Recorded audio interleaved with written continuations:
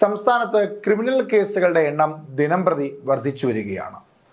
അതിൽ തന്നെ ഗുണ്ടകളുമായി ബന്ധപ്പെട്ടുള്ള വിഷയങ്ങളിൽ കേസുകൾ നിരവധിയാണ് സംസ്ഥാനത്ത് രജിസ്റ്റർ ചെയ്യപ്പെടുന്നത്. എന്നാൽ ഏറ്റവും പ്രധാനപ്പെട്ട കാര്യം, ഗുണ്ടാവിളയാട്ടത്തിൻ്റെ ഏറ്റവും പ്രധാനപ്പെട്ട കേന്ദ്രമായി മാറിയിരിക്കുന്നത് തലസ്ഥാന നഗരിയായ തിരുവനന്തപുരമാണ് എന്നുള്ളതാണ്. പോലീസിൻ്റെ ആസ്ഥാനവും സർക്കാർ സംവിധാനങ്ങളും ഭരണസിരാ കേന്ദ്രവും ഒക്കെ നിലനിൽക്കുന്ന തലസ്ഥാന നഗരിയിൽ തന്നെ ഗുണ്ടകൾ വിളയാടുന്നു എന്ന വാർത്തയാണ് ഇപ്പോൾ പുറത്തു വരുന്നത്. തലസ്ഥാനത്താണ് ഗുണ്ടാ വിഷയങ്ങൾ ഏറ്റവും കൂടുതലുള്ളത്, ഗുണ്ടകളുമായി ബന്ധപ്പെട്ട ക്രിമിനൽ കേസുകൾ ഏറ്റവും കൂടുതലുള്ള തലസ്ഥാനത്താണ് എന്ന കണക്കാണ് ഇപ്പോൾ പോലീസ് പുറത്തുവിട്ടിരിക്കുന്നത്.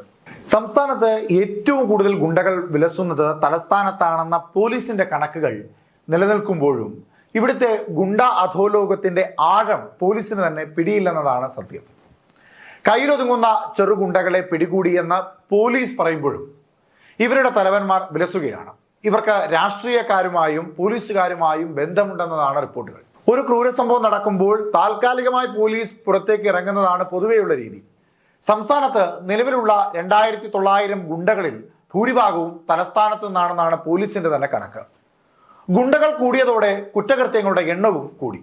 കൊടും കുറ്റകൃത്യങ്ങളുടെ എണ്ണത്തിൽ കഴിഞ്ഞ വർഷത്തേക്കാൾ 10% വർധനവുണ്ടെന്നതാണ് റിപ്പോർട്ട്. പാറ്റൂർ വെട്ടുകേസിൽ അറസ്റ്റിലായ ഓംപ്രകാശും മെഡിക്കൽ കോളേജിൽ യുവാക്കളെ ഭീഷണിപ്പെടുത്തിയ കേസിൽ അറസ്റ്റിലായ പുത്തൻപാലം രാജേഷും ഉൾപ്പെടെ തലസ്ഥാനത്തെ പ്രധാന ഗുണ്ടകളെല്ലാം ഇപ്പോൾ ജാമ്യത്തിലാണ്. റിയൽ എസ്റ്റേറ്റ്, മണ്ണുകടത്ത്, സാമ്പത്തിക തർക്കങ്ങൾ ഒത്തുതീർപ്പാക്കുക, നിർമ്മാണ മേഖല തുടങ്ങിയവയാണ് ഈ സംഘങ്ങളുടെ പ്രധാന വരുമാന മാർഗങ്ങൾ. ഇതുവഴി ഉടലെടുക്കുന്ന പ്രശ്നങ്ങളാണ് പല സമയത്തും അരുംകൊലകളിലേക്ക് കലാശിക്കുന്നത്. സാമ്പത്തിക നേട്ടമുള്ളത് കൊണ്ട് തന്നെ ഉന്നത ഉദ്യോഗസ്ഥർ കൂടി പങ്കാളികളാകുന്ന സ്ഥിതിയാണുള്ളത്. നഗരത്തിൽ അടുത്ത കാലത്ത് നടന്ന പല ആക്രമണങ്ങൾക്ക് പിന്നിലും ലഹരി സംഘങ്ങൾക്ക് പങ്കുണ്ട്. ജില്ലയിലെ പല വിനോദസഞ്ചാര കേന്ദ്രങ്ങളിലെയും നഗരത്തിലെയും ഹോട്ടലുകൾ കേന്ദ്രീകരിച്ച് ചില ഗുണ്ടാ നേതാക്കളുടെ നേതൃത്വത്തിൽ ലഹരി പാർട്ടികൾ നടക്കുന്നുണ്ടെന്നും റിപ്പോർട്ടുകൾ ഉണ്ടായിരുന്നു. ഇതുകൂടാതെ പെൺവാണിഭ റാക്കറ്റുകളും സജീവമാണ്. ഇതിന്റെ തലവന്മാരും ഗുണ്ടാ ലിസ്റ്റിലുണ്ട്. ജില്ലയിൽ ഗുണ്ടകളുടെ എണ്ണത്തിൽ വർധനവുണ്ടെന്നതാണ് 2023 അന്നത്തെ ജില്ലാ കലക്ടർ പറഞ്ഞിരുന്നത്. എന്നാൽ ഒരു വർഷത്തിനിപ്പുറവും കാപ്പ ചുമത്തുന്നത് കുറവാണ്. പോലീസിൽ നിന്ന് ലഭ്യമായതിൽ 50% കൂടുതൽ റിപ്പോർട്ടുകളിലും കരുതൽ തടങ്കൽ ഉത്തരവുകൾ പുറപ്പെടുവിച്ചിട്ടുണ്ടെന്നതാണ് ജില്ലാ ഭരണകൂടം അവകാശപ്പെട്ടിരുന്നത്. എന്നാൽ പോലീസ് നൽകുന്ന കാപ്പ അപേക്ഷകൾ പലതും പരിഗണിക്കാറില്ല എന്നതാണ് ആക്ഷേപം. ഈ വർഷം 80 പേർക്കെതിരെയാണ് കാപ്പ ചുമത്തിയത്. ഭരണഘടന വിഭാവനം ചെയ്യുന്ന മനുഷ്യാവകാശം സംരക്ഷിക്കേണ്ട അതോറിറ്റി എന്ന നിലയിൽ പോലീസ് ശുപാർശ ചെയ്യുന്ന എല്ലാവരെയും കരുതൽ തടങ്കൽ പോലെ ഗൗരവപരമായ നടപടിയിൽ പെടുത്താനാവില്ല. അതിനാലാണ് ഇത്തരം കേസുകൾ സൂക്ഷ്മ പരിശോധനയ്ക്ക് വിധേയമാക്കുന്നത്. അതിൽ സമയം വേണ്ടിവരുമെന്നതാണ് ജില്ലാ ഭരണകൂടത്തിന്റെ ന്യായം.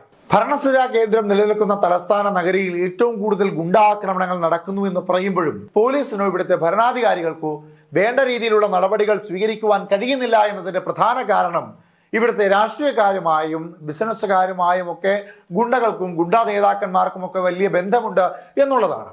ഇതിനെ മറികടന്നുകൊണ്ട് സർക്കാർ ഏത് തരത്തിലുള്ള നടപടിയാണ് ഇവിടെ സ്വീകരിക്കുവാൻ പോകുന്നത് എന്നതാണ് ഏറ്റവും പ്രധാനമായി വരുന്ന ചോദ്യം. കാപ്പ ചുമത്തിക്കൊണ്ട് പല ഗുണ്ടാ നേതാക്കന്മാരെയും അകത്താക്കേണ്ട നിയമ നടപടി ഭരണഘടനാപരമായി ഉണ്ടെങ്കിൽ പോലും അതിൽ കൃത്യമായ നിലപാട് സ്വീകരിക്കാതിരിക്കുകയാണ് സർക്കാർ എന്ന ആക്ഷേപം കൂടി ഇതിന് പുറത്ത് ശക്തമായി ഉയരുന്നുമുണ്ട്.